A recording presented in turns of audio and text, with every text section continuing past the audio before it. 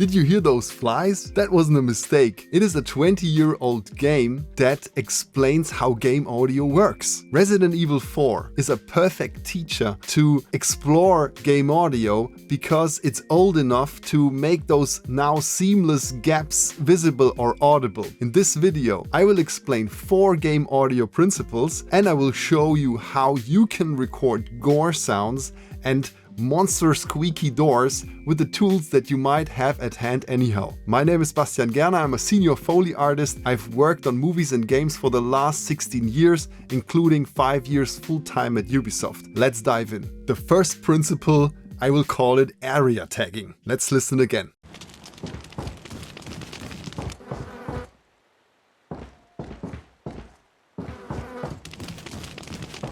So you have the campfire in the one room, and then on the verge onto the hallway there are those flies, and then in the hallway when you're closer to the stairs then there is just silence and a little quiet room tone ambience. And these are areas that are being tagged in game, and then the events are being placed on those areas, so you create the ambiences like that. Now you can make transitions that make this more seamless, and back then it was a bit more rough, let's say. So when you play games you can use that and explore the game audio while you play by just moving across sections and then see how the audio is changing. That you have to keep in mind when working on a game, that this is all happening and you create your sounds with that in mind and not with a linear timeline that you may be used to when you're coming from the traditional media. Zones control what plays in game, but distance defines how loud it plays. And that's the biggest mistake that most Foley artists make when they start working on games coming from linear media. Let's watch a scene where the hero rescues a dog.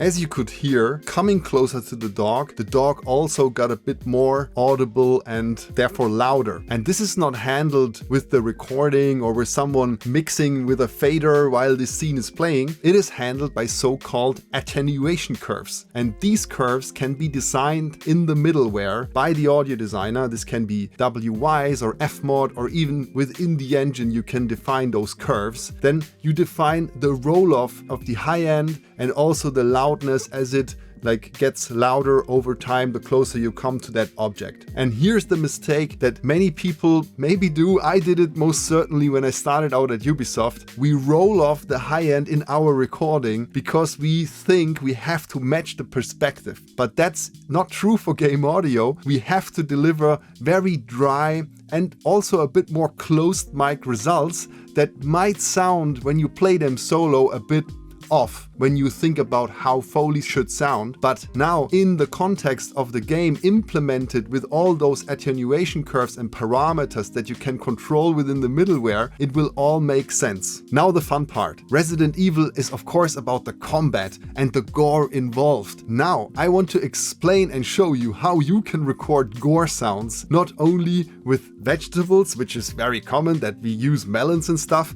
but also with other material that can be a cool workaround for you.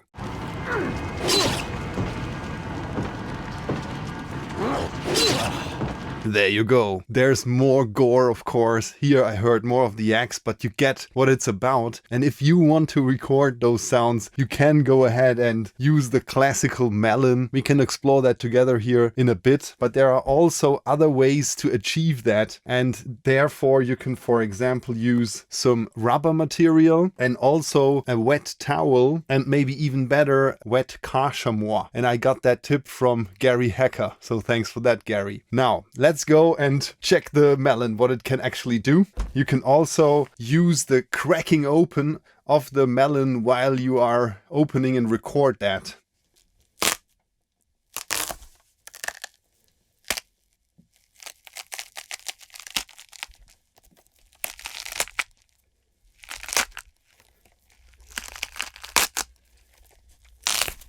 There you go. Skull opening or whatever, bone breaking. I think it sounds great. And then of course you can go to the mushy part and then make some sounds like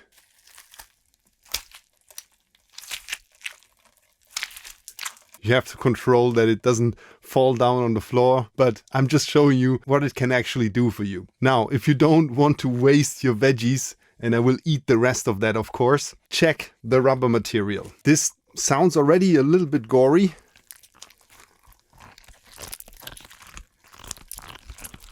But when you add some water,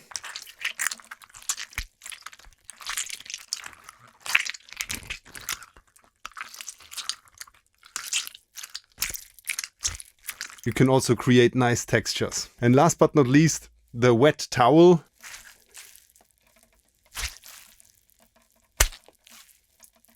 Let's hear the car chamois. This has more texture.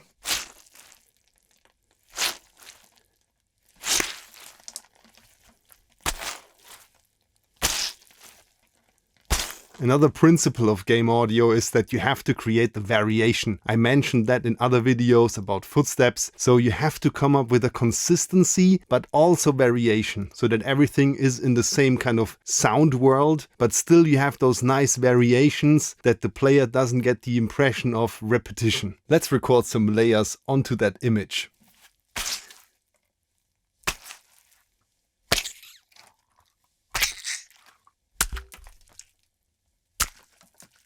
And now, together with the game, no editing, no leveling, just what I recorded, nothing synced, just on top of what the game already provided. Let's go.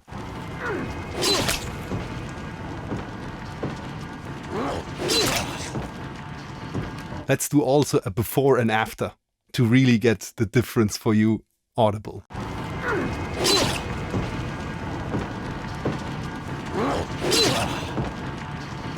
That was only the gameplay, and now with the Foley sounds that we recorded, unedited.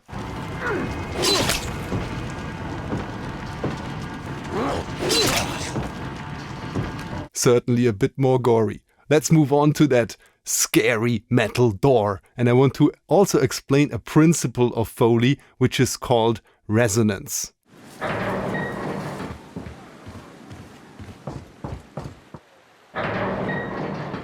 It's quite subtle, but it has that nice squeak and the resonance. And this is, for example, a tool that I love to use for these kind of squeaks. I also have smaller versions of that. And now you need a resonance chamber to make this even bigger. And I deliberately picked this one. I have way bigger resonance chambers in my storage. I want to help you to make something feasible on an everyday basis. And I know that not everyone can store as much props as we do as professional Foley artists. So let's explore this little tool here. Again, this without the resonance chamber on it.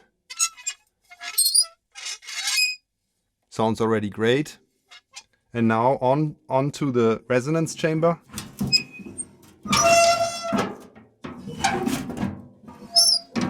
Again.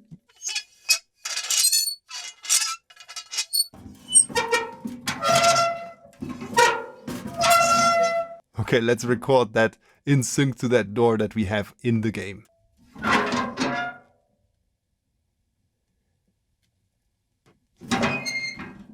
So always think in resonance chambers to make sounds bigger than life. And for everyone who is working on a game and needs professional support with Foley and sound effects, you can get in touch with me. I have options for you either to work on a retainer basis and support your team on a monthly basis. So I create sounds every week for you on an ongoing timeline, or we can also discuss projects on a single agreement, let's say. And if you want to learn how to get into Foley, I can offer you to join the Foley Guild, where I guide you and I listen to your results and I help you to build a working setup in your environment. Of course, you need at least a treated room for that and a bit of experience. So if you're a very beginner of things, then just watch my YouTube videos and check my email newsletter and get in touch with me if you have questions. The Foley Guild is for people who are already on the verge of entering the industry or are already industry professionals who want to up their game. That's it for now. Thanks for watching up until the end. See you in one of the next videos.